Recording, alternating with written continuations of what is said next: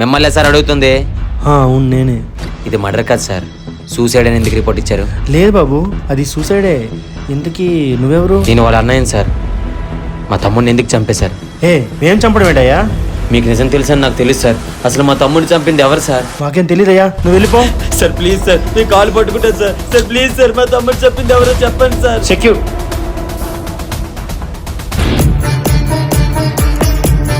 మీ నాలుగు నిజాన్ని పలకకపోతే నా కత్తి మీ నెత్తన్ని చూస్తుంది.